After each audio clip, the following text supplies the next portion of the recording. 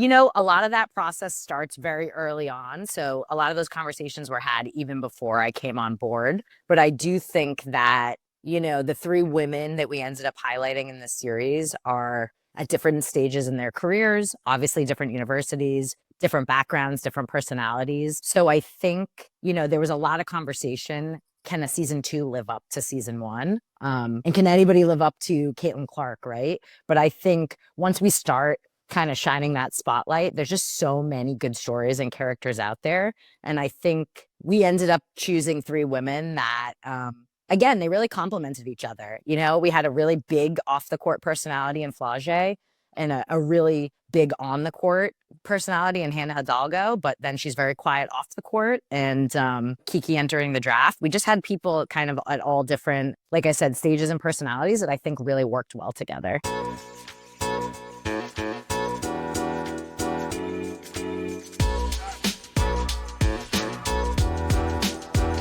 So, what was the creative process? I'm always so interested in the behind the scenes. What was the kind of philosophy and plan of picking the players? Was that a different call in terms of which players were going to be selected for season 2, or were you involved in picking the players for this season? A lot of that process starts very early on. So a lot of those conversations were had even before I came on board. But I do think that, the three women that we ended up highlighting in this series are at different stages in their careers, obviously different universities, different backgrounds, different personalities. So I think, there was a lot of conversation. Can a season 2 live up to season 1? And can anybody live up to Caitlin Clark, right? But I think once we start kind of shining that spotlight, there's just so many good stories and characters out there. And I think we ended up choosing three women that, again, they really complemented each other. We had a really big off the court personality in Flau'jae and a really big on the court personality in Hannah Hidalgo, but then she's very quiet off the court. And, Kiki entering the draft. We just had people kind of at all different, like I said, stages and personalities that I think really worked well together. So, what is that like in terms of drawing a personality and drawing just what you want from your interviews? So, for instance, with Hannah, you mentioned that she was shy. What was kind of that like to get a little bit more personality from her? Was it kind of cultivating that relationship trust? Did it take a long time? Like, what was that dynamic like? Yeah, I think it all starts, you know, we do a lot of research before we even talk to the talent, right? You read every article, you watch every video, you try to know as much about them as you can so that you can kind of present them with some storylines that you might want to follow. And then you learn a lot along the way. Like you go in with a plan, and I would say that's 50% of the scenes you film. And then the other 50% reveal themselves once you get to talk to the athlete, their parents, their coaches, their friends. Like you really just immerse yourself in their world. I had three great field producers that, I can't be everywhere. So I had three great producers that were really day to day in contact with each of the three women. And I think, I think if you listen to Hannah's first interview and then her final interview with us, same with the other women, they're a lot more vulnerable at the end. I think sometimes we go in and it might be the first week that it might be the first time you've actually met them in person and you're doing an hour-long sit-down interview.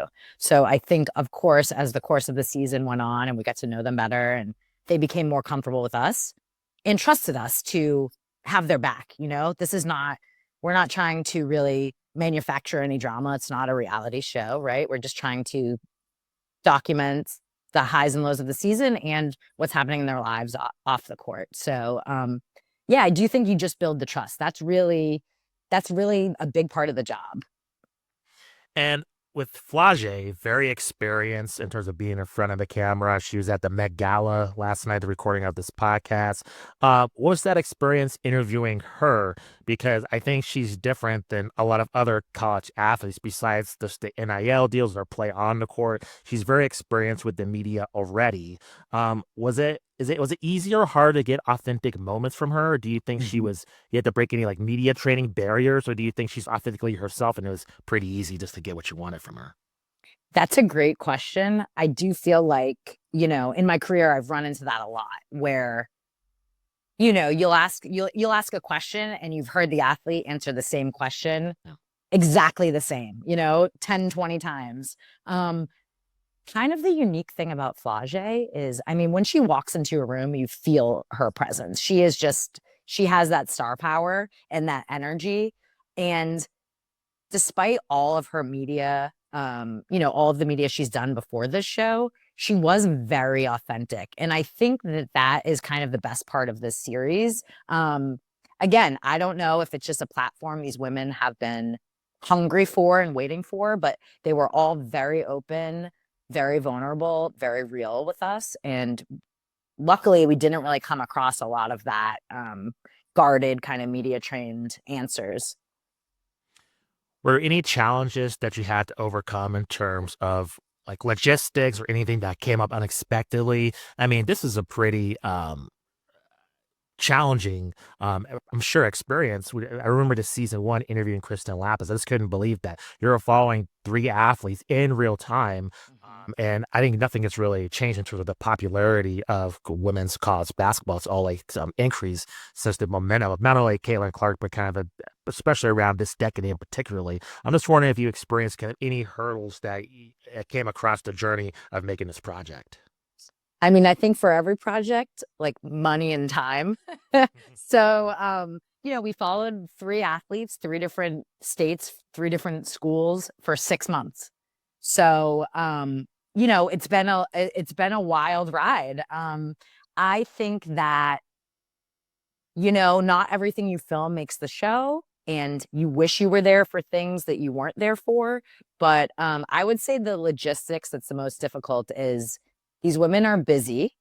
Not only do they have school and do they have basketball, but they have their NIL deals, they have their families, they have, lots of other things going on. So I think to coordinate when to actually film with them and when to get that time off the court, and it's hard with a program and with a coach as well. You have to also build that trust because they don't necessarily want cameras swooping in at practice or before a big game. So you do have to almost take baby steps in the beginning to show that you can be there and be respectful and kind of stand back and be a fly on the wall, and you're not going to be a distraction. But there was a lot of we'd fly in for the day to film, we'd have our schedule set and then all of a sudden the practice would change times, or so there's constantly, you're just in constant communication with your field teams about,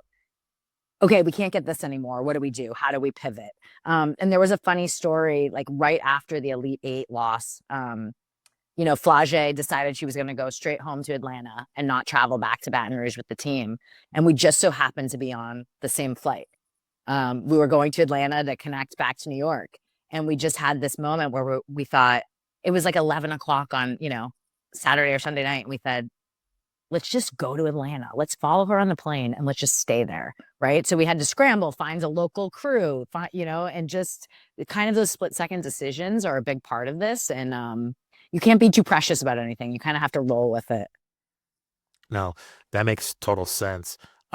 You mentioned season one, and you mentioned wanted to follow kind of the same blueprint as that previous season had. Were there any kind of differences that you want to add to season two, though? Do you kind of want to make it your own, or was it strictly following that kind of blueprint from the season before it?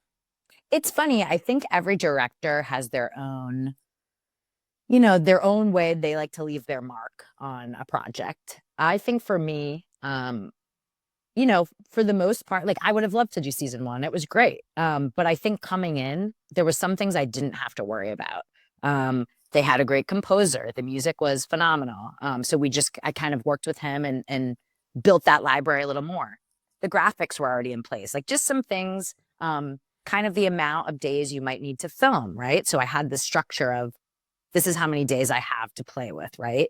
I think for me, it's exciting to just focus on the story. And I think it's not so much about doing things the same or differently, but if viewers come away caring about these characters, caring about these women and feeling like they're relatable, then to me it's a success.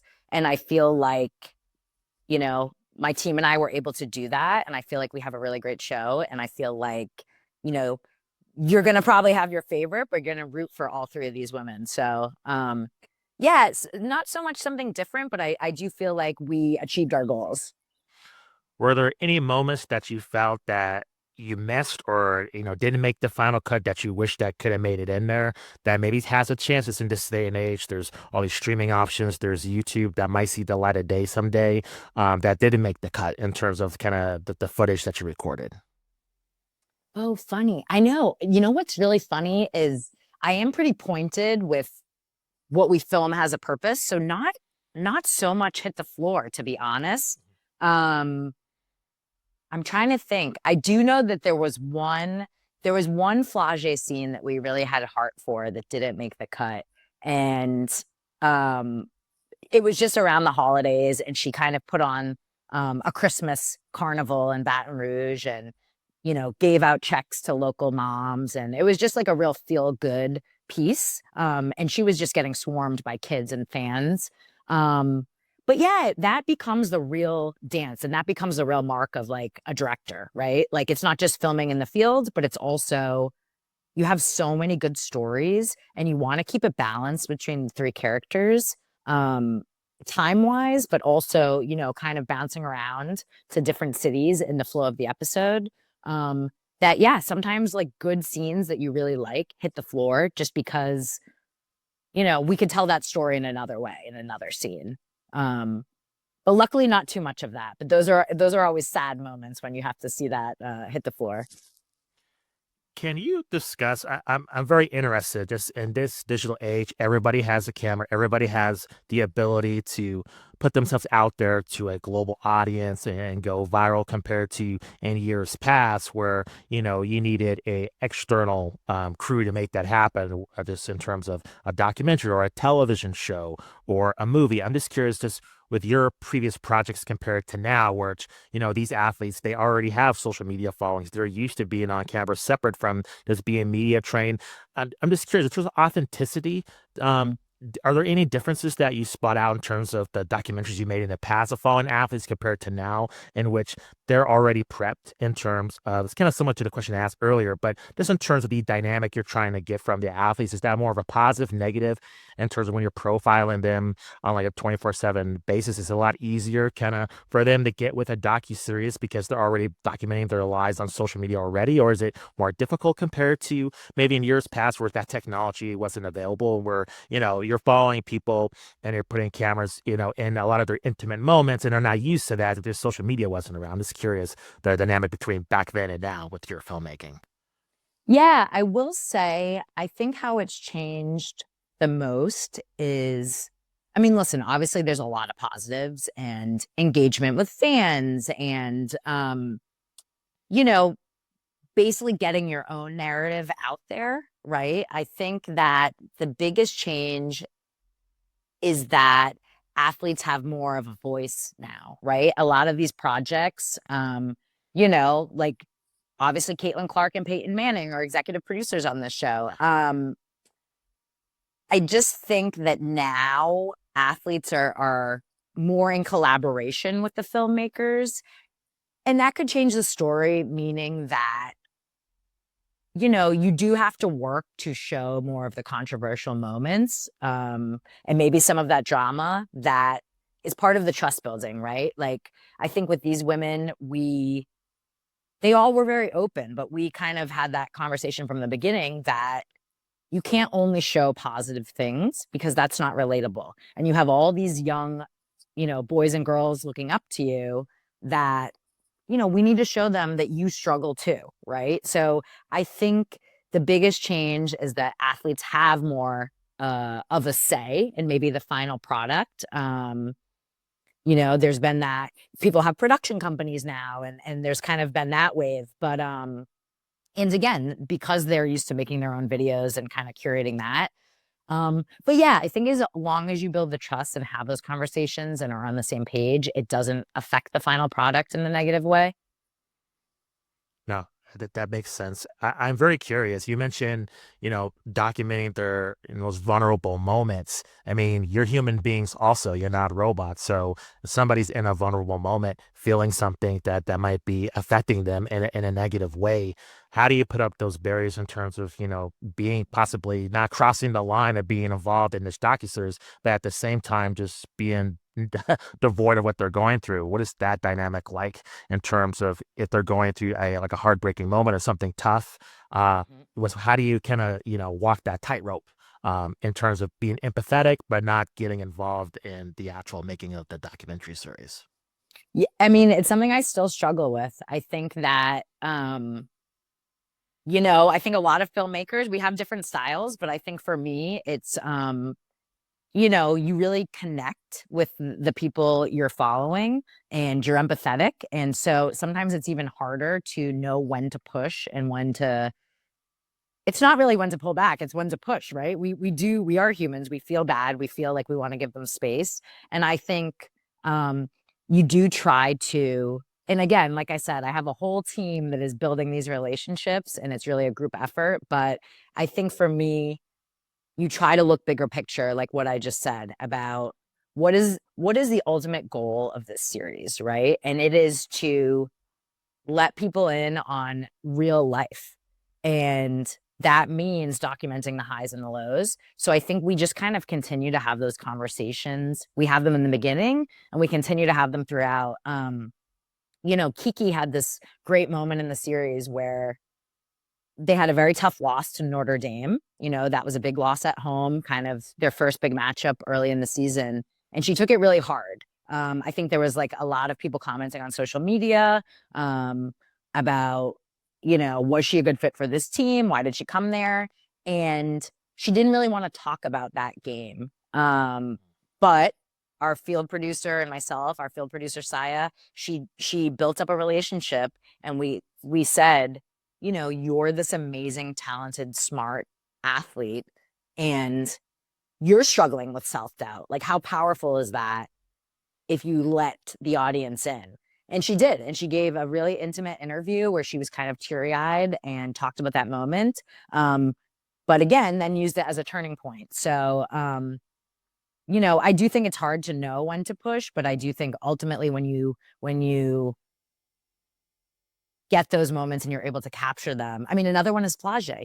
She got injured in the season and we were there. And we didn't have it all, but we had little moments. When we looked back, we said, "Oh my God, she's wincing at practice, and we can build a story out of this." But yeah, if your cameras weren't rolling, you wouldn't. So it was kind of just coincidence that we happened to be filming that practice that day, right? So sometimes things just align, but I do think that you just keep those conversations going and you try to be really transparent with the people you're following. You mentioned that Caitlin Clark and Peyton Manning were executive producers. What role did they play in making this? Can you kind of explain? Because I Mhm. think through a lot of these viewers, you hear a big name being executive producer. They don't really know what that means in terms of their involvement in the project. So I'm just curious, can you kind of elaborate on what their involvement was like?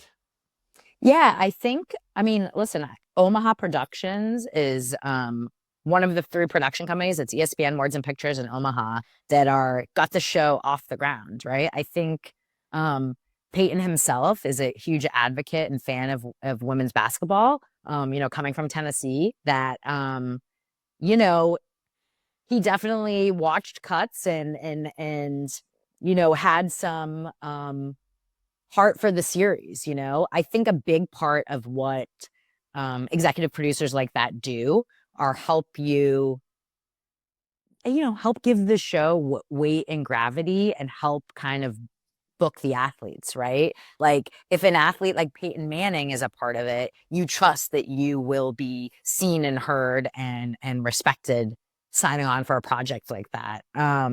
So yeah, I mean they were definitely involved in creative, but I think the big part is obviously people want to align themselves with athletes like that.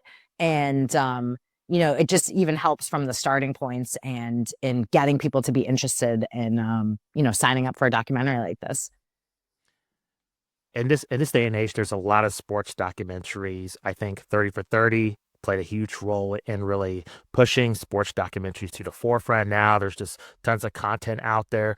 What do you think makes a great sports documentary, especially when the genre has really blown up in popularity? There's so many series. It feels like Mhm. every single sport has been covered. What now do you think are you looking for to kind of make your next project stand out compared to what's out there being made? I know you're so right. We are at such a golden age of sports docs. Like it's so exciting. And yeah, what does set them apart? Um, like I said, I think for me, this show is different, right? Like how many shows are out there following female athletes? There's still not that many, to be honest, you know? And I feel like it's only been the last 2, 3, 4 years, unless you were like a Serena and now Simone Biles, right? But to have these three women who, Flau'jae had a following, people knew who they were, obviously, but I think that being able to help provide that platform that really breaks an athlete out onto a bigger stage is exciting. Um, so I think I probably didn't think like this earlier in my career, but I feel like now I feel so lucky to be the one helping to tell these stories and promote, maybe athletes that you didn't know so much about. Um, and obviously that takes like, you want to treat these stories with love and care, right? Like you might be the first one putting this story out into the world. So I think stories that are unknown, athletes that are unknown, I think obviously, you know, athletes that are vulnerable and real, to your point, like that makes a huge difference. I think we were lucky with, like Flau'jae has such an incredible kind of heartwarming backstory. That's kind of one of my favorite stories for the show is her backstory and her father and coming up in the world of music. Um, so yeah, I mean, all of the things, right? What makes any good story? Good characters and I mean, sometimes I watch a documentary and I think, oh my God, I would have killed to be there, right? It's just sometimes the timing of what you just witness works out. So, I mean, that's what keeps it interesting for me is like you just never really know. Even if you pick a great subject and, you know, you just never really know what you're going to get. It is real life. No, totally makes sense. Last question for you. When viewers, check out the entire episode library of season 2, what is one of the takeaways that you want most imprinted on the viewer's mind? Mm. Um, I mean, just like what incredible athletes these three basketball players are, and you know, they have a lot of layers, a lot of personality, and I feel like I keep saying like women's sports show, but it's just like a great sports show. They're just great athletes. Kind of watching their practices to their games and the strategy and what they work on, and I mean, they're grinding in there day in and day out. So I think just kind of taking away what incredible athletes these three are. No, totally amazing. I can't wait just to check out the series in its entirety on ESPN Plus. Nikki, thank you very much for joining the show. Really appreciate it. Can you let our audience know if you're on social media, have any upcoming projects, anything else you want our audience to be aware of? You know, stay tuned. I feel like I'm not sure if I can announce anything yet, but there are a few projects coming up in this space. So more to come. Appreciate it. Thank you, Nikki. Thank you Thank very you. much. Have a great day. You too.